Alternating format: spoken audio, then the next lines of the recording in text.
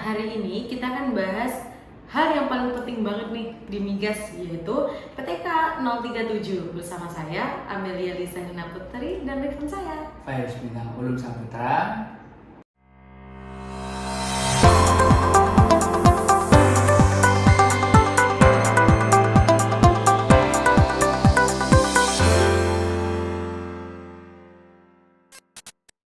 Oke, senang banget nih Kak kita bisa ngobrol dan diskusi terkait PTK 037 ini. Nah, PTK 037 ini kan kayak buku pedoman lah bagi K3S dalam mengembangkan potensi-potensi Migas yang ada di Indonesia Kak. Nah, terkait tema kita nih Kak, tentang PTK 037 SKK Migas, sebenarnya Kak Bintang ini tahu nggak sih apa itu PTK 037? Kan kita mau sharing nih soal hal tersebut. Jadi sesingkat pengetahuan saya Kak ya, sepanjang pengetahuan saya, PTK 037 itu merupakan pedoman tata kerja Plan of Development atau biasa kita sebut dengan POD Kak. Jadi ini merupakan dokumen resmi dari SKK Migas di mana di dalamnya tuh mengatur mengenai pengajuan, evaluasi, dan monitoring dalam melakukan pengembangan lapangan migas yang ada di Indonesia. Jadi nanti fungsi dari PTK 037 ini Kak itu seperti rulebook lah. Jadi rulebook yang memastikan bahwa semua pengembangan itu dilakukan sesuai dengan efisiensi, aman, dan secara ekonomi seperti itu Kak. Kalau Kak Amel sendiri tahu nggak Kak ada berapa bab, terus babnya itu mengatur apa aja? Ya secara garis besar lah Kak, PTK 037 ini bab-babnya itu membahas apa sih Kak? Oh ya, jadi PTK 037 ini terdapat 6 bab Kak, di mana bab pertamanya ini berisi tentang pedoman dasar seperti maksud, tujuan, ruang lingkup, dasar hukum, referensi, dan definisi istilah. Di mana tujuannya sendiri itu sudah tertera pada buku ini. Tujuannya juga sangat jelas, yaitu menstandarisasi proses pengajuan dan pengelolaan POD biar konsisten antar wilayah kota, wilayah kerja gitu. Nah, dasar hukumnya juga sangat banyak loh, di mana ada peraturan presiden nomor 9 tahun 2013, kemudian diperbarui lewat Perpres 36 tahun 2018 dan juga Permen ESDM nomor 17 tahun 2017. Semuanya ini menjadi dasar Kak, dasar legal SKK Migas dalam mengatur POD. Bab ini juga kita itu dapat tahu dari mana legalitas dan posisi SKK Migas berasal, seperti itu. Di bab 2 sendiri itu juga mengatur atau menjelaskan tentang jenis POD sendiri. Dapat POD pertama, POD kedua dan lanjutan, serta POP, di mana masing-masingnya itu memiliki perbedaan. Seperti pada POD pertama, yaitu rencana pengembangan pertama di suatu wilayah kerja, biasanya itu dibuat setelah penemuan komersial pertama Kak. Nah, sedangkan di POD kedua dan selanjutnya itu, kalau ada lapangan lain di wilayah kerja yang sama yang mau dikembangkan berikutnya. Lalu ada POP, biasanya itu kita dikenal dengan Plan of Production, di mana lebih ke pengembangan kecil sih atau optimally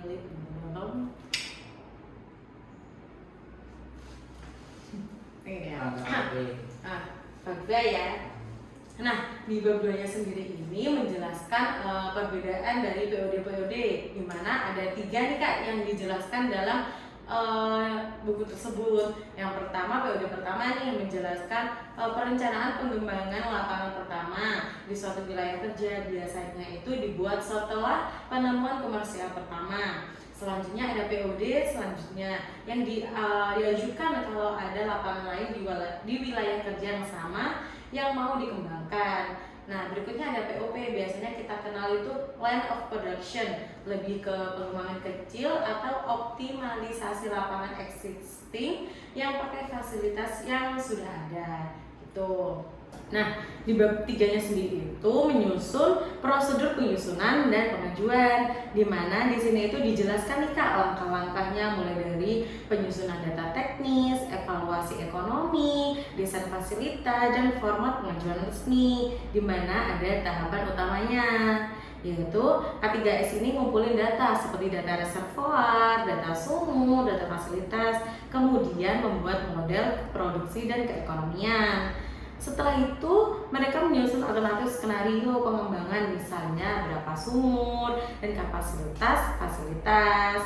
Setelah semuanya itu sudah ready atau sudah siap, baru nih diajukan ke SKK Migas lewat proposal resmi lengkap dengan lampiran-lampiran biaya serta estimasi keekonomiannya. Seperti itu. Oh, untuk bab 3 seperti itu ya Kak ya. Mungkin saya juga sedikit tahu sih Kak untuk bab 3 ini Kak. Untuk bab 3 ini untuk dokumen POD di bab 3 itu kan juga dijelaskan ya Kak ya, kayak babnya itu apa aja. Setahu saya juga ada banyak tuh Kak, ada 14. Mungkin izin saya jelaskan juga ya Kak untuk menambahi dari argumen Kakak tadi. Jadi untuk yang bab pertama itu mengenai executive summary, yaitu merupakan kayak ringkasan dari dokumen POD mengenai lapangan tersebut gitu Kak. Kemudian ada bab 2 itu mengenai geological finding dan review. Ini merupakan geologi yang ada di lapangan tersebut nih Kak. Jadi kayak nanti ada stratigraphy-nya, seperti ada data well-log-nya yang untuk memperkuat bahwa ada nih zona produktif nih di lapangan tersebut. Kemudian yang ketiga itu reservoir description. Nah, ini merupakan deskripsi reservoirnya Kak. Jadi biasanya nanti akan dimodelkan nih Kak reservoirnya. Jadi nanti kita bakal tahu kayak OIP-nya berapa, kemudian nanti fluidanya yang ada di reservoirnya itu apa aja, nah seperti itu. Jadi untuk mengetahui lah Kak kondisi reservoir itu seperti apa sebelum nanti ke reserve dan production testing, forecasting. Nah ini juga selanjutnya. Selanjutnya itu reserve dan production forecasting. Nah ini akan mendesain nih Kak kayak produksi kedepannya itu bakal gimana sih setelah kita udah tahu kondisi reservoirnya seperti itu. Drilling dan completion. Jadi drilling dan completion ini ya pengeboran ya Kak. Pengeboran kalau udah kita menentukan nih sumurnya, udah tahu reservoirnya kan berarti kita tahu titik sumbernya yang ekonomis di mana dan efisien di mana. Nah itu bakal dilakukan drilling dan completion atau pemasangan apa aja sih nantinya yang ada di sumber itu, mulai dari kayak casingnya, semuanya bagaimana seperti itu Kak.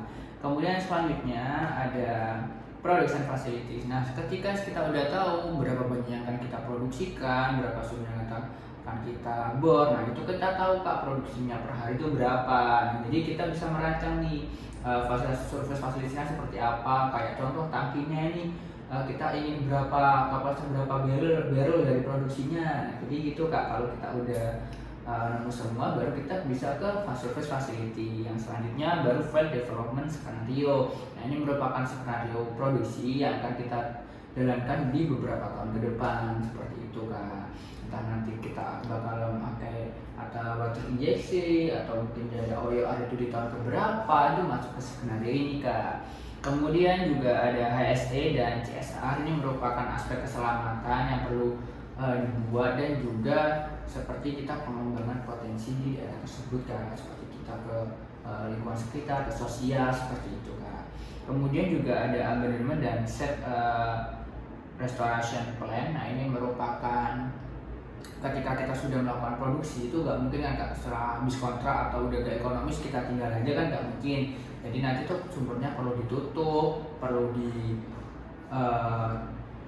dibalikan ke seperti kondisi awal seperti itu Kak, agar lingkungan kita juga kembali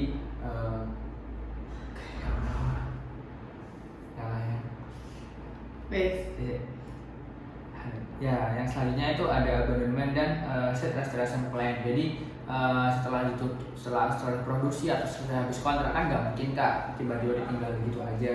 Jadi sumbernya tuh harus ditutup biar dan untuk fasilitas dan lain itu harus dibersihkan agar lingkungannya juga kembali bersih lagi Kak, seperti itu. Kemudian ada yang selanjutnya itu project schedule dan organization. Ini lebih ke timeline aja, rencana untuk jadwal-jadwalnya itu seperti apa.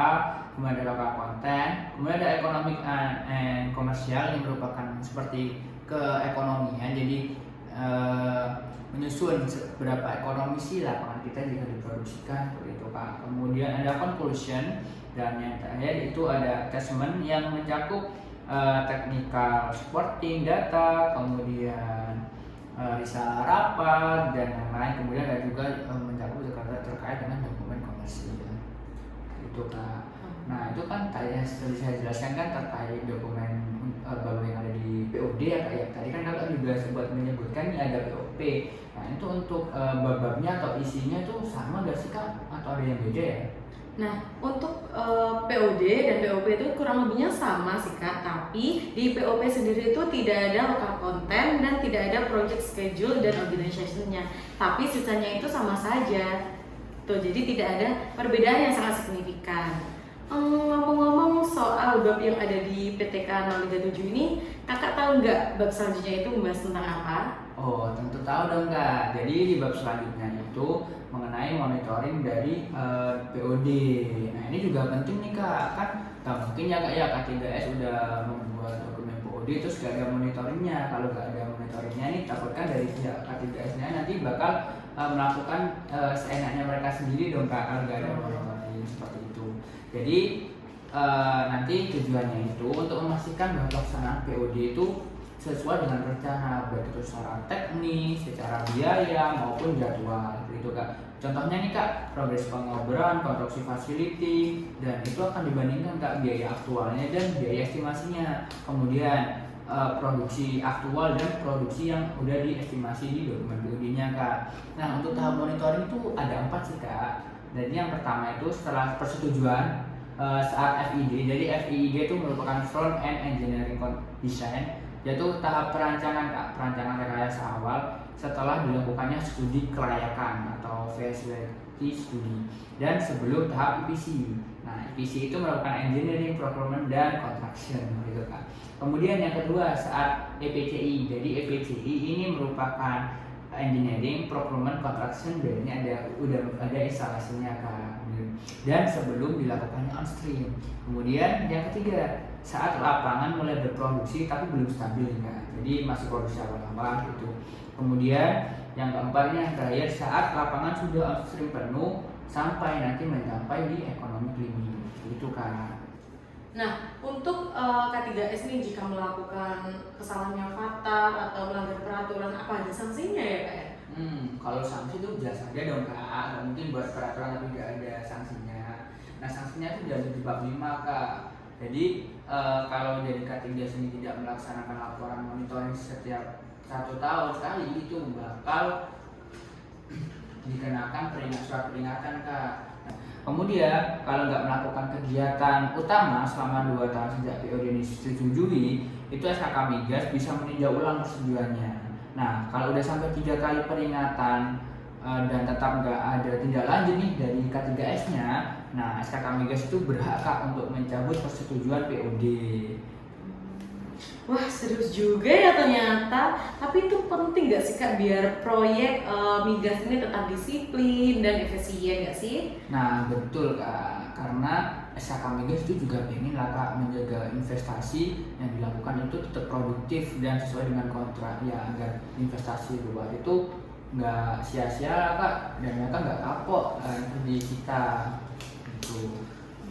Dan ada satu bab lagi nih kak, yaitu bab 6 terkait penutup, dan isinya nanti juga bakal ada lampiran. Jadi di bab 6 atau penutup itu isinya itu penegasan bahwa PTK ini akan disesuaikan kalau ada peraturan terbaru. Kalau ada perubahan peraturan itu akan disesuaikan kak. Sementara bagian lampiran ini yang paling banyak lah kak, ini kak, yang paling tebal biasanya, karena di situ ada format-format penting. Contohnya nih kak, ada form checklist kelengkapan dokumen POD, kemudian ada tabel biaya pengeboran dan fasilitas permukaan, kemudian ada template keekonomian lapangan, kemudian ada format laporan monitoring. Gitu. Oh jadi lampiran ini seperti alat kerja ya Kak ya? Betul, jadi nanti supaya K3S itu punya standar format yang sama kak dalam melaporkan dan melakukan pengajuan POD-nya. Oh jadi gitu. Mungkin yang terakhir nih Kak ya, PTK 037 ini kan mengatur terkait POD lapangan gas ya. Nah untuk isinya sendiri itu ada perbedaan nggak sih Kak antara pengembangan lapangan minyak dan pengembangan lapangan gas? Mungkin secara teknis atau mungkin analisis dalam keekonomiannya. Untuk PTK 037 ini ya kak ya, sebenarnya kalau secara format dan lain untuk lapangan minyak dan lapangan gas pada dasarnya itu sama. Jadi untuk format, untuk tahapan itu keduanya sama, karena ya sama kak, tujuannya itu untuk memperoleh persetujuan pengembangan lapangan. baik itu secara teknis maupun ekonomis dari SKK Migas. Nah, namun ini ada sedikit perbedaan Kak, bisa aspek teknisnya mungkin kayak sama aspek ekonomiannya.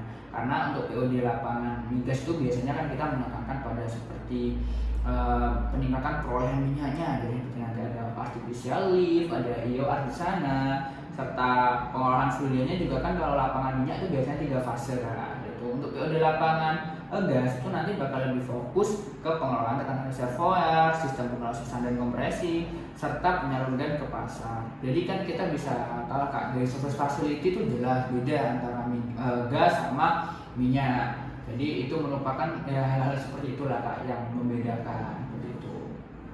Wah, ternyata sangat penting ya hal ini untuk diketahui oleh orang-orang migas ya Kak ya. Wah, ternyata menarik sekali ya pembahasan kali ini ya Kak ya. Mungkin kalau kita bahas secara detail tidak akan ada ujungnya. Nah, gimana kalau podcast hari ini kita selesaikan di hari ini dan kita lanjut perbincangan ini di podcast selanjutnya di Popet Podcast Petroleum. See you.